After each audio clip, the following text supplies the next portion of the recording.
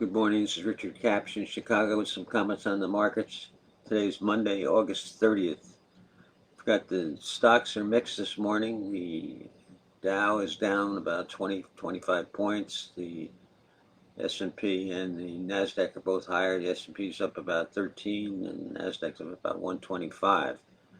The currencies, the dollar is slightly higher against all the currencies, although it's almost unchanged.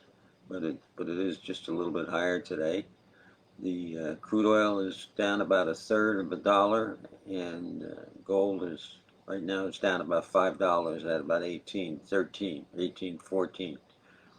The stocks, as I said, are mixed. They've been markets over the last week have been trading in anticipation of last Friday's or this past weekend's symposium by the Fed at Jackson Hole, Wyoming. Specifically, they were looking forward to Fed Chairman Jay Powell's speech to open the symposium, and I don't know if what he came out was what they were looking for, but it was a little bit disappointing to the markets. Basically, Powell said that the Fed could start cutting back on their bond purchases between now and the end of the year, but he said there was no way they were going to be raising interest rates over in the near term. And I think that was what people were looking for. When is the Fed going to start raising interest rates? Now it looks like the Fed is not going to, at least until next year sometime. So that's a little bit disappointing for the markets. With the symposium in the rearview mirror, now the focus is on what's happening in the economy and what are the prospects for the economy. So this week we could see the numbers. There's a lot of numbers coming out this week, and it could show some importance as far as impact on the markets.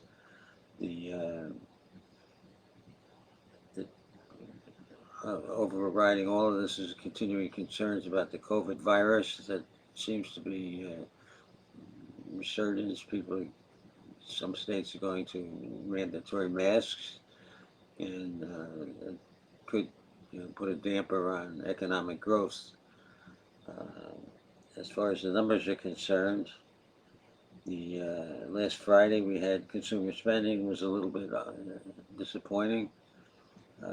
They came out, consumer spending in July was up 0.3% compared to June when it was up 1.1%. So I think markets are looking for a little bit better than that. So as I said, that was disappointing. This week we've got a slew of numbers, topped by Friday's job report. The numbers I think to look forward to this week are today we got pending home sales. That's expected to be up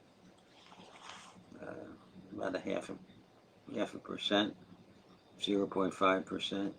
And tomorrow, Tuesday, we got the Consumer Confidence Index by the Conference Board. That's expected to come in at 124. That's down from 129.1, so that's a little bit disappointing. It should be going in the other direction. So the consumer, as I said, the consumer spending disappointing last week, and with the Conference Board's Consumer Confidence Index showing a decline. That's not too bullish for the markets.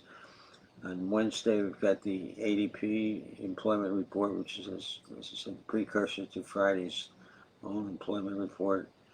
ADP report is expected to come out at 550,000. That's up from last month's 229,000. Also on Wednesday, we've got the market manufacturing PMI. It's expected to come in at 61.2. That's the same as last month. So that'll be a key number to look for. Also, the Institute of Supply Management Manufacturing Index is expected to be 58.8. That's down a little from last month's 59.5. Thursday, we've got factory orders expected to be up 0.2. Last month was up 1.5. And then on Friday, The jobs report, non-farm payroll is expected to come in at 750,000. That's down from 943,000. So these numbers they're positive. They show the economy continuing to expand, but they're not earth shaking. And should they come in a little bit lower, we could see a little bit of a sell-off in the market. So as I said, these numbers are key, and they're not breaking down any doors. So stocks, I think the market looks like it wants to go higher, and I think it'll probably continue to work higher today. We'll see if it starts to run out of steam, and if these numbers are disappointing, we could see a sell-off later in the week. The currencies, the dollar is just a shade higher against all the other currencies. Not a lot going on there. I think the fact that there's not going to be an interest rate hike in the near future is a little negative for the dollar. I think if stocks continue to rise, we could see the dollar sell off a little bit. But I look for maybe the dollar by the end of the week to maybe move higher.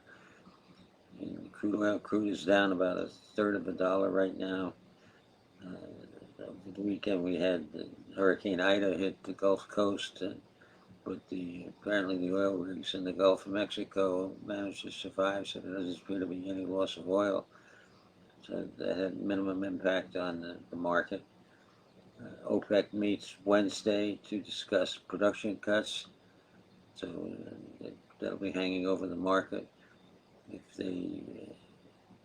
don't think they're going to cut production. I think they're going to continue where it is, but should they turn around and cut production, that could boost the market a little bit. But right now, there's market crude oil market looks like it wants to go sideways.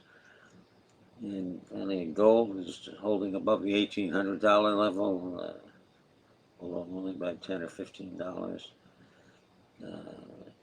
We had Mark Mobius, who's this gold bull, gold bug, I guess, came out and said that over the weekend he said everybody should have 10% of their portfolio in gold, so that could be provide a little bit of support in here, but generally it looks like gold is having trouble moving higher, and as long as it stays above that 1,800 level, it'll stay in the trading range, but I think it'll go down and test that again. So basically that's all we've got in the markets today. Look for stocks to move slightly higher today, but if they don't show any real strength, we could see a sell-off by the end of the week. And the dollar, I think, will probably hold its own and maybe move a little bit higher in here. That's all we've got in the markets today. We'll talk to you again on Wednesday. Thank you.